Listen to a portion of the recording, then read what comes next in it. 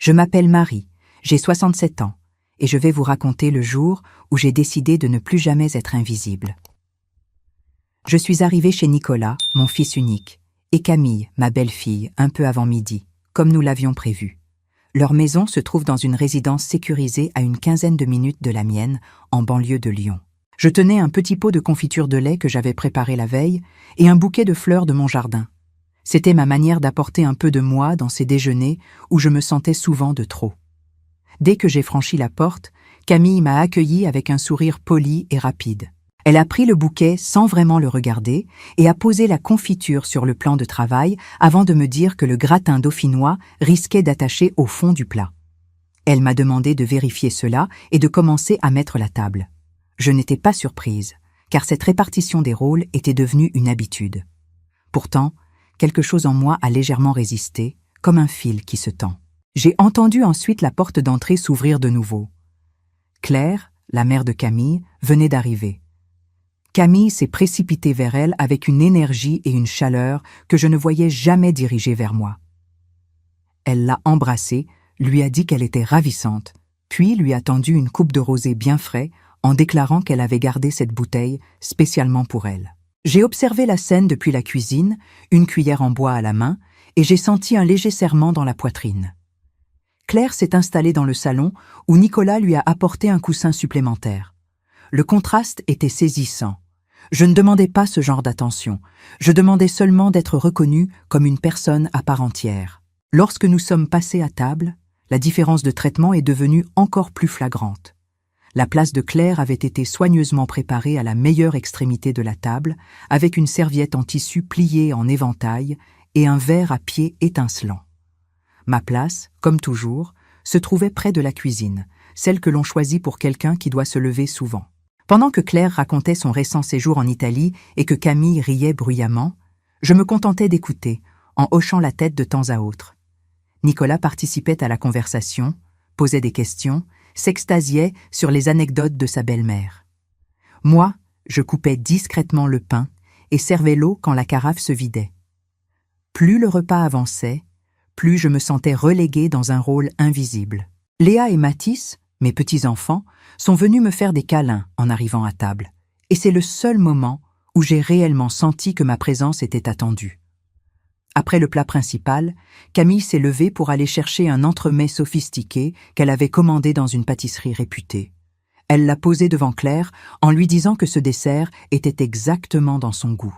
Elle ne m'a pas demandé si je voulais une part plus petite, ni même si je souhaitais un café. Je suis restée silencieuse, comme toujours. Une fois le dessert terminé, j'ai commencé naturellement à empiler les assiettes, mais je n'étais pas prête pour ce qui allait suivre. Camille s'est tournée vers moi, une main posée sur le dossier de la chaise de sa mère, et m'a dit d'une voix légère, presque distraite, que j'allais m'occuper de toute la vaisselle, parce qu'elle voulait montrer à Claire les aménagements récents de la terrasse. Nicolas a approuvé d'un signe de tête et les a suivis dehors. J'ai regardé la table. Il y avait des assiettes empilées, des verres à pied encore tachés de vin, des restes de gratin collés sur les plats, et des couverts éparpillés. J'ai ressenti une chaleur étrange monter dans ma gorge. Pendant des années, j'avais accepté cela. Pendant des années, j'avais pensé que me rendre utile était une manière de maintenir la paix. Je me suis soudain demandé pourquoi je faisais cela. Pourquoi moi, à 67 ans, j'étais encore celle que l'on envoyait à la cuisine comme si ma seule valeur reposait sur ma capacité à nettoyer. Je suis restée immobile quelques secondes, les mains posées sur le bord de la table, et j'ai senti quelque chose se fissurer. Je n'étais pas triste, je n'étais pas en colère, j'étais lucide. J'ai pris mon sac que j'avais laissé près du buffet. Je me suis dirigée vers la porte de service, celle qui donnait directement sur le jardin. De la terrasse, j'entendais les trois discuter autour d'un verre de vin que je n'avais jamais goûté. Personne n'a remarqué que je partais. Personne n'a appelé mon prénom. J'ai franchi la petite allée en gravier et j'ai rejoint ma voiture. Sur le trajet du retour, j'ai senti que quelque chose en moi changeait de forme, comme si une pièce de mon existence que je pensais immuable venait brusquement de se détacher. Je ne savais pas encore ce que cela signifiait, mais je savais que rien ne serait plus comme avant. Mais avant de continuer, vérifiez si vous êtes déjà abonné à la chaîne et dites-nous en commentaire de quelle ville ou pays vous nous regardez. Nous aimons beaucoup savoir jusqu'où nos histoires voyagent. Quand je suis rentrée chez moi ce dimanche après-midi, j'ai posé mon sac sur la petite table de l'entrée et je me suis dirigée presque instinctivement vers le fauteuil que Georges occupait toujours.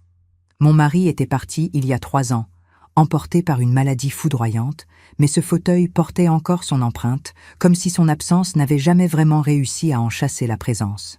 Je me suis assise lentement, les mains posées sur mes genoux, et j'ai senti le silence de la maison m'envelopper.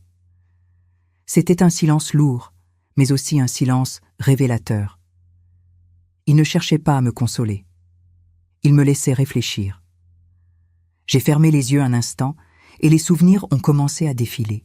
5 années entières de petits abus voilés, tellement discrets que je les avais souvent justifiés, minimisés ou ignorés pour éviter de faire des vagues. La fête des mères, par exemple. Je m'en souvenais comme si c'était hier. Camille avait organisé un grand déjeuner et m'avait demandé d'arriver tôt pour l'aider à préparer le repas. J'avais passé toute la matinée à éplucher des pommes de terre, couper des herbes fraîches, assaisonner la viande, mettre la table avec soin. Quand les invités étaient arrivés, Camille est apparue avec une robe élégante et un sourire fier, recevant compliments et louanges pour un repas que j'avais presque entièrement préparé. Je me souviens avoir souri poliment, assise discrètement au bout de la table, en buvant un verre d'eau tiède. Puis il y avait eu ce réveillon de Noël où j'avais couru derrière Mathis et Léa pendant que les adultes discutaient tranquillement au salon. Je les adorais, ces enfants, mais j'avais terminé la soirée si épuisée que je n'avais presque pas profité du repas. Camille avait annoncé que j'étais formidable avec les enfants, et les autres avaient hoché la tête, comme si ce rôle me convenait naturellement. Personne ne m'avait demandé si je voulais participer aux conversations, si j'avais envie de simplement m'asseoir un moment et savourer la fête. J'avançais dans ce rôle sans réfléchir, comme si cela m'était destiné. Les visites chez Nicolas et Camille suivaient toujours le même schéma. J'arrivais en avance, pensant aider, pensant être utile, pensant contribuer à la bonne ambiance familiale. Je finissais par repartir épuisée, avec l'impression étrange d'avoir travaillé sans recevoir ni salaire ni reconnaissance. Je me disais que c'était normal, que c'était cela être une mère dévouée, une belle-mère compréhensive, une grand-mère aimante. Mais ce jour-là, en me revoyant partir de chez eux par la porte de service, j'ai compris que cette normalité n'était qu'une construction fragile que je avais acceptée trop longtemps. Il était presque 18 heures lorsque le téléphone a sonné. J'ai regardé l'écran sans empressement. C'était Nicolas. J'ai ressenti une pointe d'ironie en voyant l'heure. Ils avaient mis des heures avant de réaliser mon absence.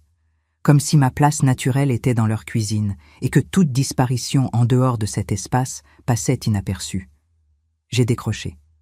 Sa voix semblait sincèrement étonnée. Il me demandait où j'étais passée, pourquoi j'étais partie sans prévenir, si j'étais malade. Ces paroles me frappaient non par leur contenu, mais par leur temporalité. S'ils avaient été vraiment préoccupés, ils auraient remarqué ma disparition bien plus tôt. J'ai répondu calmement que j'étais rentrée, que j'étais fatiguée. J'ai entendu un soupir de soulagement, suivi de quelques phrases maladroites. Puis il a raccroché sans chercher à comprendre davantage. Quand le silence est revenu, j'ai senti quelque chose en moi s'aligner, comme si une pièce invisible venait de se mettre en place dans un puzzle que je refusais de regarder depuis trop longtemps. J'ai compris que Nicolas s'était lui aussi habitué à cette dynamique. Il ne m'imaginait plus autrement que comme un soutien permanent, une présence pratique, une aide silencieuse. Il n'était pas malveillant. Il était simplement installé dans une facilité confortable. Ce soir-là, je n'ai pas pleuré. Je n'ai pas ressenti de révolte non plus. J'ai ressenti une lucidité nouvelle. Une lucidité paisible, mais ferme. J'avais passé des années à modeler mes journées autour des besoins de leur famille, à organiser mes horaires pour aller chercher les enfants à l'école, à appeler régulièrement pour savoir s'ils avaient besoin de quelque chose, à me proposer pour les week-ends, pour les repas, pour les urgences. J'avais construit ma vie autour de leur rythme, sans jamais m'interroger sur ce que je voulais réellement. Le lendemain matin, je me suis levée avant le lever du soleil, comme toujours. J'ai préparé mon café et je l'ai bu près de la fenêtre, observant la lumière grise qui s'installait doucement sur mon jardin. Pour la première fois depuis longtemps, j'ai senti que ma journée m'appartenait. Je n'ai pas appelé. Je n'ai pas envoyé de message. Je n'ai pas cherché à savoir si Camille avait besoin de moi ou si Nicolas comptait sur mon aide. J'ai décidé, dans un silence total, de ne plus organiser ma vie autour des besoins de leur foyer. Je ne savais pas encore ce que cela changerait, mais je sentais avec une clarté presque nouvelle que c'était la première pièce d'un puzzle qui se mettait enfin en place. Le lundi matin, je me suis réveillée avec une légèreté étrange, comme si j'avais posé un sac trop lourd sur le bas-côté de la route. Le téléphone a commencé à sonner avant 9 heures. J'ai vu le nom de Nicolas apparaître, puis celui de Camille quelques minutes plus tard. J'ai laissé sonner sans répondre. Je ne ressentais ni culpabilité ni malaise, seulement une curiosité nouvelle. Que se passerait-il si, pour une fois, je n'étais pas disponible à la minute près? J'ai arrosé mes plantes, pris le temps de nettoyer quelques feuilles sèches, puis je me suis installée dans mon fauteuil avec un livre. J'ai regardé ma série préférée sans qu'aucune interruption ne vienne briser le fil de l'histoire. C'était une sensation presque insolente. Vers 11 heures, j'ai entendu frapper à la porte. Je savais déjà qui c'était. Quand j'ai ouvert, j'ai vu Nicolas sur le seuil, les épaules légèrement affaissées, un air perplexe au visage. Il est entré sans attendre et s'est assis à la table de la cuisine, comme il le faisait lorsqu'il était adolescent. Il m'a dit que Camille avait une urgence au travail et qu'elle comptait sur moi pour aller chercher Mathis et Léa à l'école. Sa voix avait ce ton automatique, celui de quelqu'un qui pense que cela va de soi. Je me suis assise en face de lui et j'ai posé mes mains à plat sur la table. Je lui ai demandé calmement quand il avait pris la dernière fois sa voiture pour venir me voir simplement pour passer du temps avec moi. Pas pour me confier une tâche, pas pour me demander un service, juste pour me voir. Il a ouvert la bouche, puis l'a refermée. Il a fouillé dans ses souvenirs, mais rien ne venait. Son silence m'a frappé bien plus fort que les mots. Je n'ai pas haussé la voix. Je n'ai pas reproché. J'ai simplement laissé ce silence remplir la pièce. Après quelques minutes, il s'est levé, un peu honteux, et il est parti. Il ne savait pas quoi faire de cette nouvelle version de moi, celle qui posait des questions simples mais profondes. L'après-midi, j'ai vu Hélène arriver par le petit portillon du jardin. Hélène est ma voisine et mon amie la plus proche depuis plus de 20 ans. Elle connaissait Georges, elle m'avait soutenu après sa mort, et elle était l'une des rares personnes à qui je pouvais parler sans filtre. Elle avait ce pas mesuré qui trahissait une hésitation. Je lui ai proposé un thé et nous nous sommes installés sur la terrasse. Après quelques banalités, elle a inspiré profondément avant de me raconter ce qu'elle avait vu la veille en revenant du marché. Elle avait aperçu Camille devant la résidence, discutant avec 2 voisines. Hélène connaissait l'une d'elles et c'est ce qui l'a poussée à tendre l'oreille. Les mots de Camille étaient durs. Elle disait « j'étais envahissante, que je n'avais aucune activité personnelle, que je me mêlais trop de leur vie et qu'ils essayaient de me éduquer à devenir plus indépendante. » Ce mot « éduquer » m'a transpercée. J'ai senti mes doigts se crisper autour de ma tasse chaude. J'avais du mal à croire que Camille parlait ainsi de moi, alors que j'avais passé des années à l'aider sans jamais rien exiger en retour. Je me suis sentie trahie. Non pas par la critique elle-même, mais par l'injustice flagrante de cette version de moi qu'elle livrait aux autres. Une version où j'étais un problème à gérer, et non une femme qui avait consacré sa vie à sa famille. Hélène a posé doucement sa main sur la mienne. Elle m'a dit qu'elle me connaissait depuis 20 ans, qu'elle savait qui j'étais réellement. Ces mots m'ont apporté une douceur inattendue, mais ils n'ont pas effacé la brûlure. Ce soir-là, en arrosant encore une fois mes rosiers, j'ai compris que la liste des choses à digérer commençait à s'allonger. Ce que Camille pensait réellement de moi, la manière dont Nicolas ne voyait pas ma fatigue, le rôle que j'occupais malgré moi. J'avais passé des années à croire que leur famille et moi ne faisions qu'un. Ce jour-là, j'ai réalisé que j'étais à leurs yeux un outil pratique. Le lendemain matin, j'ai décidé de faire un test, un geste simple. J'ai appelé Nicolas et je lui ai demandé si je pouvais passer voir les enfants après l'école. Sa réponse a été hésitante. Il m'a dit que ce n'était peut-être pas le meilleur jour, que Camille avait mal dormi, qu'il fallait voir comment se déroulerait l'après-midi. On verra. J'ai senti mon cœur se serrer. J'ai insisté un peu, demandant si je pouvais venir le week-end. Il a répondu qu'ils avaient prévu de sortir, peut-être au centre commercial, et qu'il faudrait organiser cela. 3 mots sont restés dans mon esprit. On verra, organiser, pas maintenant. J'ai compris alors que je n'étais pas réellement invitée dans leur vie. J'étais seulement tolérée lorsque j'étais utile. Dès que je voulais partager un moment sans rendre service, ma présence devenait un obstacle à contourner. Cette prise de conscience m'a fait mal, mais c'était une douleur qui ouvrait les yeux. Une douleur qui arrache le masque, non pas celui des autres, mais celui que j'avais posé moi-même pour ne pas voir la vérité. Ce jour-là, en refermant mon téléphone, j'ai su que je venais de franchir une frontière invisible, une frontière dont je ne reviendrai plus en arrière. 2 jours après cette conversation éprouvante avec Hélène, j'ai décidé d'aller marcher au parc municipal, celui où j'allais souvent autrefois avec Georges lorsque nous voulions simplement respirer un peu. Je me suis assise sur un banc, près d'un grand chêne qui offrait une ombre généreuse. Autour de moi, des familles défilaient, des enfants couraient, des poussettes avançaient en cadence, et j'ai observé sans effort les petites scènes de tendresse qui se jouaient devant moi. J'ai vu une belle-mère rire avec sa belle-fille, un grand-père tenir la main d'un petit garçon qui lui racontait une histoire beaucoup trop longue, une grand-mère se faire offrir un café par son gendre. Des gestes simples, mais profondément respectueux. Rien d'extraordinaire. Pourtant, c'était tout ce qui m'avait manqué depuis des années. J'ai senti un poids se déposer doucement sur mon cœur. Je ne demandais pas de privilèges. Je demandais seulement d'être considérée. Ce jour-là, j'ai compris que je n'avais pas été exclue par malchance ou par un malentendu. J'avais été exclue parce que j'avais accepté de l'être. J'avais approuvé par mon silence ce rôle de femme de l'ombre, toujours prête, toujours disponible, jamais invitée à s'asseoir. Et si moi-même je ne me défendais pas, comment aurais-je pu espérer que d'autres le fassent à ma place? Cette lucidité m'a accompagnée jusqu'à la maison et m'a suivie les jours suivants, comme une présence discrète mais ferme. Quelques jours plus tard, en fin d'après-midi, j'ai entendu ma porte d'entrée s'ouvrir doucement. C'était Nicolas. Il avait cette expression que je connaissais bien, un mélange de fatigue, de doute et d'une inquiétude qu'il tentait de masquer. Il m'a salué, a retiré sa veste, puis s'est assis sans que j'aie besoin de lui proposer quoi que ce soit. Nous nous sommes retrouvés face à face dans ma petite cuisine, comme autrefois, mais quelque chose avait changé. Ce n'était plus moi qui attendais ces mots, c'était lui qui attendait les miens.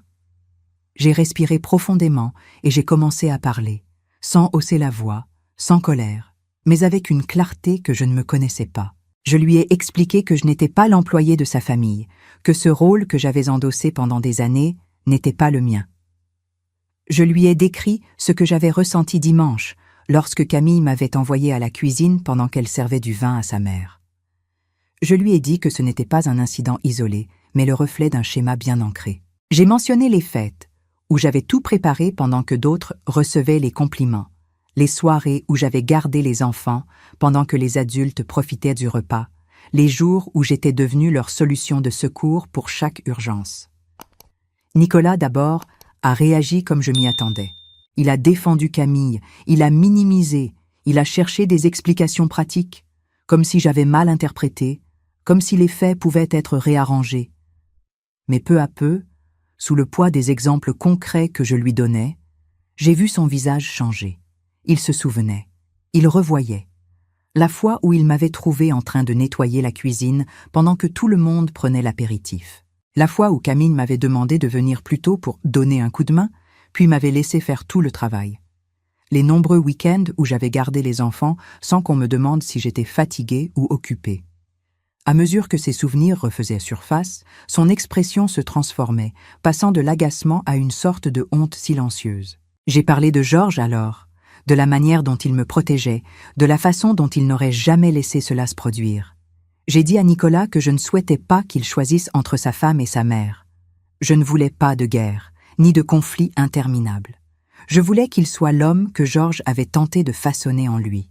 Un homme capable de protéger sa famille entière, non pas en se sacrifiant, mais en posant des limites justes. Je lui ai dit que j'avais besoin d'être respectée par sa femme autant que par lui, que je ne pouvais plus accepter d'être reléguée à la cuisine pendant que d'autres savouraient le confort de mon silence. Je lui ai demandé s'il comprenait que le respect n'était pas un luxe, mais une base que je n'avais jamais exigée et que j'exigeais désormais. Nicolas a passé ses mains sur son visage, longuement. Puis il a murmuré qu'il avait échoué. Pas seulement une fois, mais pendant des années. Il a reconnu que la facilité l'avait aveuglé, que mon silence avait rendu les choses encore plus simples pour lui. Il ne savait pas comment réparer cela, mais il a juré qu'il le ferait. Il semblait sincère, mais encore perdu, comme un homme qui vient de réaliser qu'il marchait depuis des années dans la mauvaise direction. Je n'ai pas cherché à le consoler. Je n'ai pas minimisé sa responsabilité. Je l'ai simplement regardé avec une douceur ferme et je lui ai dit que réparer n'était pas une question de gestes spectaculaires, mais de constance. Que la première étape était de voir, vraiment voir, ce qu'il n'avait pas voulu regarder pendant trop longtemps. Ce soir-là, lorsque Nicolas est parti, j'ai refermé la porte avec une sensation nouvelle. Je venais enfin de dire la vérité à mon fils. Et cette vérité avait ouvert un espace où quelque chose pouvait enfin commencer à changer. Le week-end suivant, un silence presque tangible s'est installé autour de moi. Personne n'a sonné, personne n'a appelé, personne n'a demandé un service de dernière minute. Ce silence aurait pu m'angoisser autrefois, car j'avais pris l'habitude de remplir mon temps avec les besoins des autres. Mais ce samedi-là, j'ai senti une liberté étrange, comme un espace qui s'ouvrait enfin pour moi. Je me suis rendue au club de lecture de la bibliothèque municipale, où les discussions étaient chaleureuses et simples. J'ai marché au parc, lentement, en respirant profondément l'air frais. J'ai même accepté l'invitation d'Hélène à rejoindre son groupe de loisirs à la paroisse, où nous avons parlé de couture et de voyages imaginaires. Ce week-end avait un goût différent, presque neuf. Puis, un mardi en fin de matinée, on a frappé à ma porte. J'ai ouvert et j'ai vu Camille sur le seuil. Elle était impeccablement habillée, comme toujours, mais son expression trahissait une agitation intérieure. Elle a demandé si nous pouvions parler. Je me suis écarté pour la laisser entrer, sans aucune chaleur, mais sans hostilité non plus. Nous nous sommes installés dans mon salon, et elle a commencé une longue tirade où elle tentait de minimiser les choses. Elle parlait de malentendus, de fatigue, de mauvaises interprétations de ma part. Elle disait que j'étais devenue dramatique, que je me faisais des idées depuis quelque temps, que j'avais toujours été incluse dans leur famille, que je me trompais en pensant le contraire. Je ne l'ai pas interrompue. Je l'ai écoutée avec une patience polie, presque froide. Lorsqu'elle a terminé, j'ai posé ma tasse sur la table basse et j'ai répondu, d'une voix calme, presque trop calme. J'ai rappelé des faits, un par un, sans colère, mais avec une précision incontestable. Le vin pour Claire, la coupe bien servie alors que moi, j'étais envoyée à la cuisine. La vaisselle que je devais faire seule pendant que vous profitiez de la terrasse. Les heures passées en cuisine lors de la fête des mères, sans un seul remerciement réel. Les critiques que vous avez faites devant les voisines, critiques que l'on m'a rapportées et que vous ne pouvez pas nier. J'ai vu Camille se raidir. Elle n'avait pas prévu autant de clarté. Elle a tenté un dernier argument. Elle a dit que depuis la mort de Georges, j'étais plus fragile, que j'interprétais mal certaines attitudes, que cela expliquait pourquoi je voyais des blessures là où il n'y en avait pas. Ce fut le mot de trop. Georges. Sa mémoire utilisée comme un outil, comme un levier pour me faire douter de moi-même. J'ai ressenti une montée de chaleur, non pas de colère, mais de dignité. Je me suis levée et j'ai demandé à Camille de quitter ma maison. Je n'ai pas crié, je n'ai pas tremblé. Je lui ai simplement dit de partir. Elle est restée figée quelques secondes, incapable de comprendre que, pour la première fois, je posais une limite nette. Puis, elle a pris son sac et elle est sortie en silence, le visage fermé.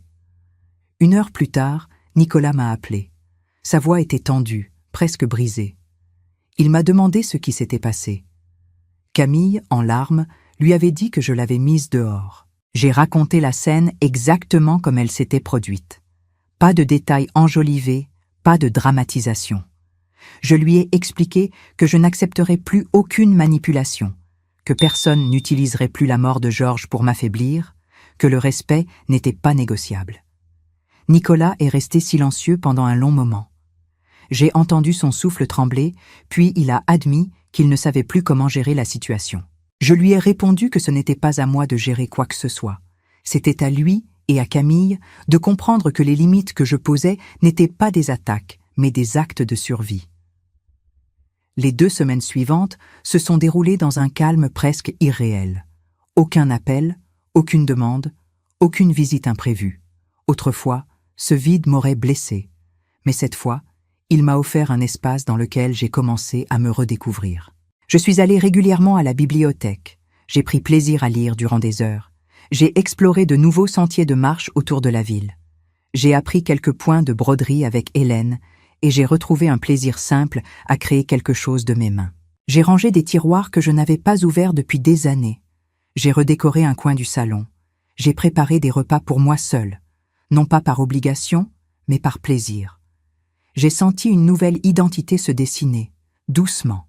Je n'étais plus seulement la belle-mère disponible, la grand-mère automatique, la femme que l'on appelle en urgence pour tout et pour rien. J'étais Marie, une femme qui, à 67 ans, apprenait enfin à occuper sa propre place. Une femme qui ne voulait plus être définie par ce qu'elle offrait, mais par ce qu'elle était. Cette prise de conscience n'effaçait pas la douleur des révélations, mais elle ouvrait un avenir différent. Pour la première fois, je me suis demandé non pas ce que ma famille attendait de moi, mais ce que j'attendais de ma propre vie. Et cette question m'a donné une force nouvelle, une force tranquille mais indestructible.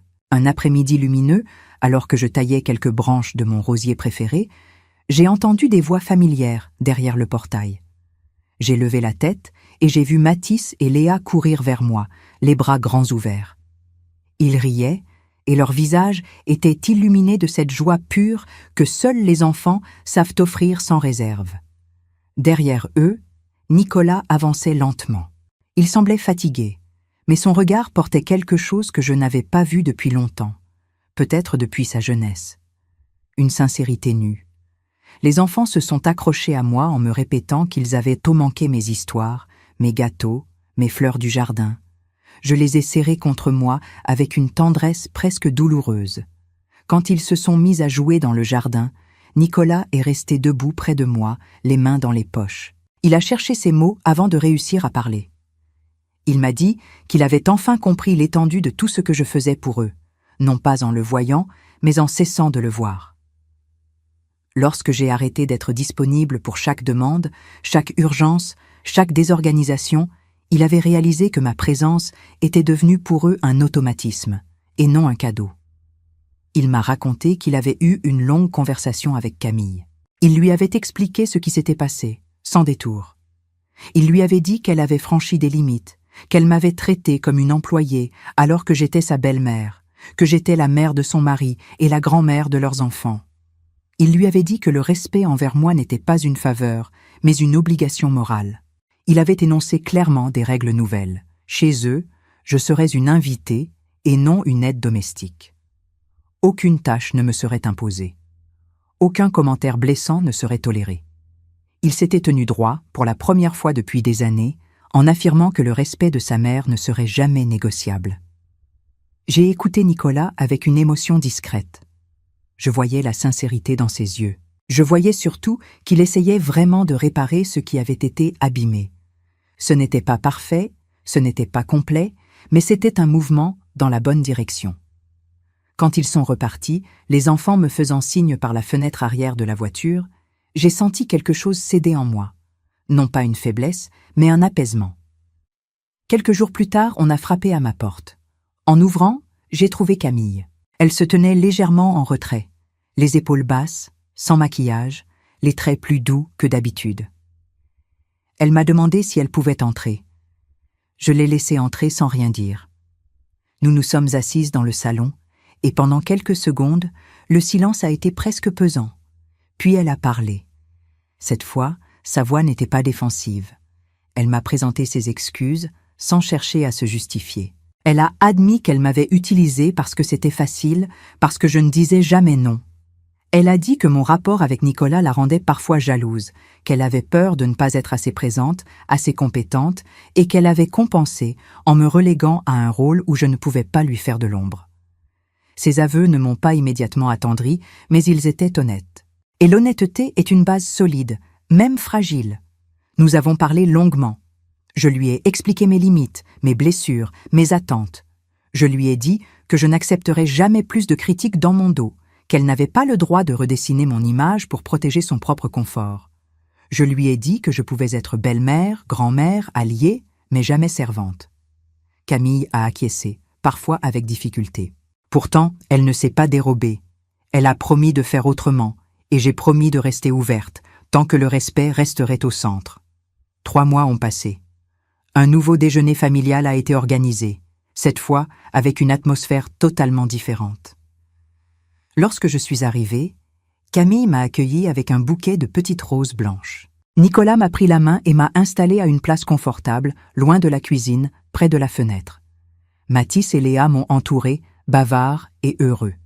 J'ai goûté un très bon vin que Camille avait choisi en disant « Celui-ci, Marie, je voulais vraiment que vous le découvriez. » J'ai ri, parlé, partagé, et lorsque je me suis levée par réflexe pour débarrasser un plat, Camille s'est tournée vers moi et m'a dit d'une voix douce, mais ferme, « Non, Marie, vous êtes notre invitée. » J'ai remarqué qu'elle avait adopté le vouvoiement, un geste que j'ai interprété comme une marque de respect nouvelle, une manière de reconnaître que notre relation avait changé.